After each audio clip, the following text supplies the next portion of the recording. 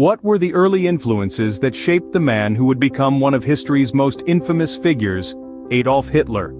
Born on a spring day in 1889, in the town of Braunau am Inn, nestled in the heart of Austria-Hungary, the young Adolf Hitler was a long way from the man he would become. As a child he dreamed not of political power, but of a life painted in hues of artistry. His aspirations, however, were hindered, and he found himself walking a different path. Hitler grew up in the city of Linz, where he nursed his thwarted dreams. But the First World War beckoned him, and he served in the German army, a period that would significantly shape his future ideologies. Little did the world know, a war veteran with thwarted dreams was about to change the course of history. How did a man with extreme ideas rise to power in a country devastated by war? A question that looms large over the 20th century. Hitler's rise began with his involvement in the German Workers' Party in 1919. His charisma, coupled with radical ideologies, soon propelled him to party leadership. The party, under his influence, transformed into the infamous Nazi Party. The cornerstone of Hitler's philosophy, outlined in his book Mein Kampf, was Aryan racial superiority, anti-Semitism, and territorial expansion. These extreme ideas found a footing in a country reeling from war and economic instability. His rhetoric, filled with promises of a strong, proud Germany, resonated with the masses.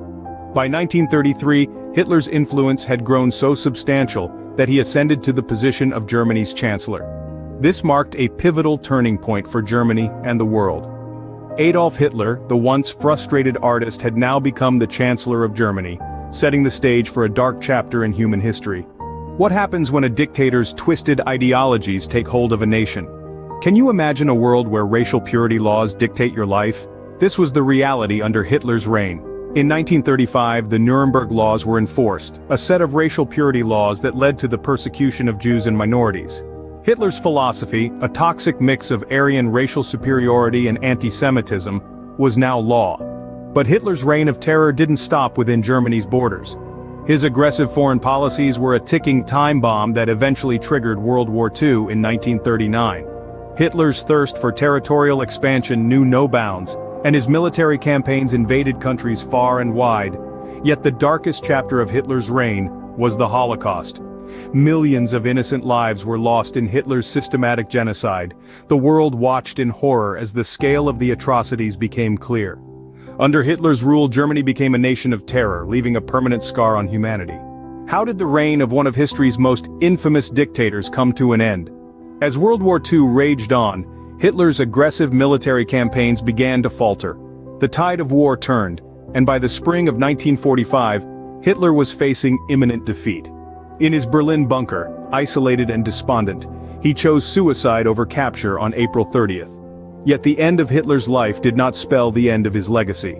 His extremist ideologies and the atrocities committed during his regime had far-reaching, devastating effects.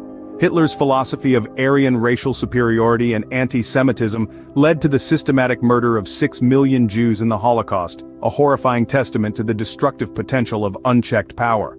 Minorities, political dissidents, and those deemed undesirable were also targeted, their lives shattered by the brutal machinery of the Nazi state. Adolf Hitler, a man whose name is synonymous with tyranny and terror, left a legacy that serves as a grim reminder of the destructive potential of unchecked power and extremist ideologies.